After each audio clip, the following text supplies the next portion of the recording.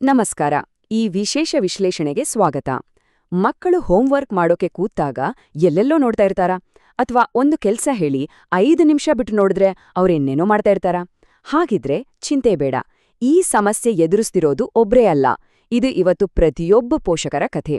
ಆದ್ರೆ ಇದಕ್ಕೆ ಖಂಡಿತ ಪರಿಹಾರ ಇದೆ. ಹೌದು, ಇದು ನಿಜಕ್ಕೂ ಒಂದು ದೊಡ್ಡ ಚಿಂತೆನೆ. ಯಾಕಂದ್ರೆ ಇದು ಬರೀ ಸ್ಕೂಲ್ ಗ್ರೇಡ್ಗಳ ಬಗ್ಗೆ ಅಲ್ಲ. ಒಂದು ವಿಷಯದ ಮೇಲೆ ಗಮನ ಕೊಡೋ ಸಾಮರ್ಥ್ಯ ಇದೆಯಲ್ಲ, ಅದು ಮಗುವಿನ ಸಂಪೂರ್ಣ ಬೆಳವಣಿಗೆಗೆ ತುಂಬಾನೇ ಮುಖ್ಯ. ಹಾಗಾದ್ರೆ ಈ ಚಾಲೆಂಜ್ನ ನಾವು ಹೇಗೆ ನಿಭಾಯಿಸಬಹುದು? ಬನ್ನಿ, ಒಂದೊಂದಾಗೆ ಇದನ್ನ ಅರ್ಥ ಮಾಡ್ಕೊಳ್ಳೋಣ. ಹಾಗಾದ್ರೆ ಈ ಸಮಸ್ಯೆಯ ಮೂಲವಾದರೂ ಏನು? ಹೀಗೆ ಯೋಚನೆ ಮಾಡಿ. ಇವತ್ತಿನ ಮಕ್ಕಳು ಬದುಕ್ತಿರೋದು ಒಂದು ಡಿಜಿಟಲ್ ಜಗತ್ತಿನಲ್ಲಿ ಅಲ್ವಾ? ಫೋನ್ ನೋಟಿಫಿಕೇಷನ್ಗಳು, ಟಿವಿ ಶೋಗಳು, ವಿಡಿಯೋ ಗೇಮ್ಸ್, ಹೀಗೆ ಪ್ರತಿಯೊಂದು ಅವರ ಗಮನ ಕಾಣಿ ಪೈಪೋಟಿ ನಡೆಸ್ತಾ ಇವೆ. ಇಷ್ಟೆಲ್ಲ ಡಿಸ್ಟ್ರಾಕ್ಷನ್ಗಳ ಮಧ್ಯೆ ಒಂದೇ ವಿಷಯದ ಮೇಲೆ ಗಮನ ಇಡೋದು ಅಂದ್ರೆ ತುಂಬಾನೇ ಕಷ್ಟದ ಕೆಲ್ಸ. ಹಾಗಾದ್ರೆ ಏಕಾಗ್ರತೆ ಅನ್ನೋದು ಯಾಕಿಷ್ಟೊಂದು ದೊಡ್ಡ ವಿಷಯ? ಇದು ಬರೀ ಪರೀಕ್ಷೆಯಲ್ಲಿ ಒಳ್ಳೆ ಮಾರ್ಕ್ಸ್ ತಗೊಳ್ಳೋಕೆ ಮಾತ್ರ ಸೀಮಿತ ಅಲ್ಲ. ಏಕಾಗ್ರತೆ ಅನ್ನೋದು ಒಂದು ಮಸಲ್ ಇದ್ದ ಹಾಗೆ. ಅದನ್ನ ನಾವು ಎಷ್ಟು ಜಾಸ್ತಿ ಬಳಸ್ತೀವೋ ಅದು ಅಷ್ಟೇ ಸ್ಟ್ರಾಂಗ್ ಆಗತ್ತೆ. ಈ ಸ್ಟ್ರಾಂಗ್ ಏಕಾಗ್ರತೆ ಅನ್ನೋ ಮಸಲ್ ಮಗುವಿಗೆ ಜೀವನದ ಪ್ರತಿಯೊಂದು ಹಂತದಲ್ಲೂ ಹೆಲ್ಪ್ ಆಗುತ್ತೆ. ಒಂದೇ ಮಾತಲ್ಲಿ ಹೇಳೋದಾದ್ರೆ ಏಕಾಗ್ರತೆ ಅನ್ನೋದೇ ಕಲಿಕೆಯ ಅಡಿಪಾಯ.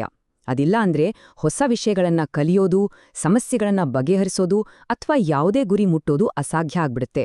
ಅಷ್ಟೇ ಅಲ್ಲ, ಇದು ಮಗುವಿನ ಆತ್ಮವಿಶ್ವಾಸದ ಮೇಲೂ ನೇರವಾಗಿ ಪರಿಣಾಮ ಬೀರುತ್ತೆ.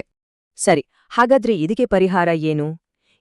ದೊಡ್ಡ ಬದಲಾವಣೆಗಳ ಬಗ್ಗೆ ಯೋಚಿಸೋ ಬದಲು ಕೆಲವು ಸರಳವಾದ ದೈನಂದಿನ ಅಭ್ಯಾಸಗಳನ್ನ ಅಳವಡಿಸ್ಕೊಂಡ್ರೆ ಸಾಕು.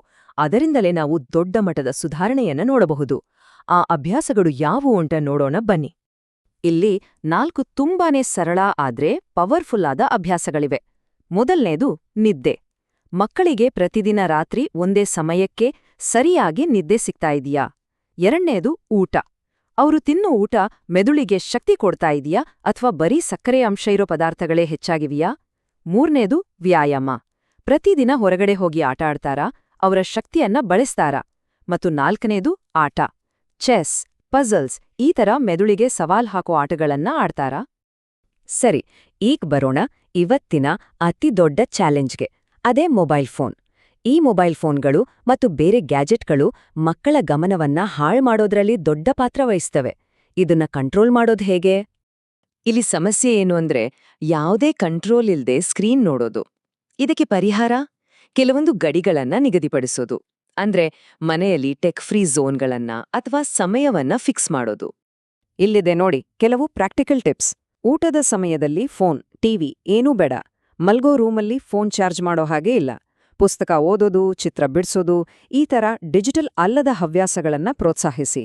ಮತ್ತು ಎಲ್ಲಕ್ಕಿಂತ ಮುಖ್ಯವಾಗಿ ಸ್ಕ್ರೀನ್ ನೋಡಕ್ಕೆ ಒಂದು ಟೈಮ್ ಲಿಮಿಟ್ ಹಾಕಿ ಅದನ್ನ ತಪ್ಪದೇ ಪಾಲಿಸಿ. ನಾವು ಮಕ್ಕಳ ಹ್ಯಾಬಿಟ್ಸ್ ಬಗ್ಗೆ ಮಾತಾಡಿದ್ವಿ, ಮೊಬೈಲ್ ಬಗ್ಗೆನೂ ಮಾತಾಡಿದ್ವಿ. ಆದ್ರೆ ಇವೆಲ್ಲದರ ಮಧ್ಯ ಅತೀ ಮುಖ್ಯವಾದ ಪಾತ್ರ ಯಾರ್ದು ಗೊತ್ತಾ? ಅದು ಪೋಷಕರದ್ದು. ಮಗುವಿನ ಗಮನವನ್ನ ರೂಪಿಸೋದ್ರಲ್ಲಿ ಪೋಷಕರು ಮನೆಯಲ್ಲಿ ಸೃಷ್ಟಿಸೋ ವಾತಾವರಣ ಇದೆಯಲ್ಲ, ಅದು ತುಂಬಾನೇ ನಿರ್ಣಾಯಕ. ಈ ಮಾತು ಎಷ್ಟು ನಿಜ ಅಲ್ವಾ? ಪೋಷಕರ ಗೈಡೆನ್ಸ್, ಅವರ ಪ್ರೋತ್ಸಾಹ, ಅವರ ತಾಳ್ಮೆ ಇಲ್ಲದೆ ಮಕ್ಕಳು ಯಶಸ್ಸಿನ ದಾರಿಯಲ್ಲಿ ನಡೆಯೋದು ತುಂಬಾನೇ ಕಷ್ಟ. ಮಕ್ಕಳ ಏಕಾಗ್ರತೆ ಹೆಚ್ಚಿಸೋದ್ರಲ್ಲಿ ಪೋಷಕರ ಪಾತ್ರ ನಿಜಕ್ಕೂ ಹಿರಿದು. ಹಾಗಾದ್ರೆ ಪೋಷಕರಾಗಿ ಏನ್ ಮಾಡ್ಬೋದು? ಮೊದಲನೇದಾಗಿ ನೀವೇ ಒಂದು ಒಳ್ಳೆ ಉದಾಹರಣೆಯಾಗಿ. ಮಕ್ಕಳು ಓದೋಕೆ ಕೂತಾಗ ಪಕ್ಕದಲ್ಲೇ ಕೂತು ಫೋನ್ ಸ್ಕ್ರಾಲ್ ಮಾಡ್ತಾ ಇದ್ರೆ ಹೇಗೆ? ಎರಡನೇದಾಗಿ ಓದೋಕೆ ಅಂತ ಒಂದು ಶಾಂತವಾದ ಜಾಗ ಮಾಡ್ಕೊಡಿ. ಮೂರನೇದಾಗಿ ರಿಸಲ್ಟ್ಗಿಂತ ಹೆಚ್ಚಾಗಿ ಮಗು ಪಟ್ಟ ಪ್ರಯತ್ನವನ್ನ ಹೊಗಳಿ. ಮತ್ತು ಕೊನೆಯದಾಗಿ ತಾಳ್ಮೆಯಿಂದ ಇರಿ. ಇದು ಮ್ಯಾರಥಾನ್, ಸ್ಪ್ರಿಂಟ್ ಅಲ್ಲ. ಬದಲಾವಣೆ ಆಗೋಕೆ ಸಮಯ ಬೇಕು. ಹಾಗಾದ್ರೆ ನಾವಿವತ್ತು ಮಾತಾಡಿದ್ದನ್ನೆಲ್ಲ ಒಮ್ಮೆ ನೆನ್ಪು ಮಾಡ್ಕೊಡೋದಾದ್ರೆ, ಒಳ್ಳೆ ದೈನಂದಿನ ಅಭ್ಯಾಸಗಳನ್ನು ಬೆಳೆಸೋದು, ಟೆಕ್ನಾಲಜಿ ಬಳಕೆಯನ್ನ ಕಂಟ್ರೋಲ್ ಮಾಡೋದು ಮತ್ತು ಎಲ್ಲಕ್ಕಿಂತ ಹೆಚ್ಚಾಗಿ ಪೋಷಕರಾಗಿ ಒಂದು ಪಾಸಿಟಿವ್ ಹಾಗೂ ಸಪೋರ್ಟಿವ್ ವಾತಾವರಣವನ್ನ ಕ್ರಿಯೇಟ್ ಮಾಡೋದು. ಈ ಸಣ್ಣ ಆದ್ರೆ ನಿರಂತರವಾದ ಹೆಜ್ಜೆಗಳು ಮಗುವಿನ ಯಶಸ್ಸಿಗೆ ಒಂದು ಭದ್ರ ಬುನಾದಿಯನ್ನ ಹಾಕುತ್ತೆ. ಹಾಗಾದ್ರೆ ಇಷ್ಟೆಲ್ಲ ಕೇಳಿದ್ಮೇಲೆ ಮಗುವಿನ ಗಮನವನ್ನ ಸುಧಾರಿಸೋಕೆ ಇವತ್ತು ತೆಗೆದುಕೊಳ್ಳುವ ಆ ಮೊದಲ ಹೆಜ್ಜೆ ಯಾವುದು? ಒಮ್ಮೆ ಯೋಚನೆ ಮಾಡಿ.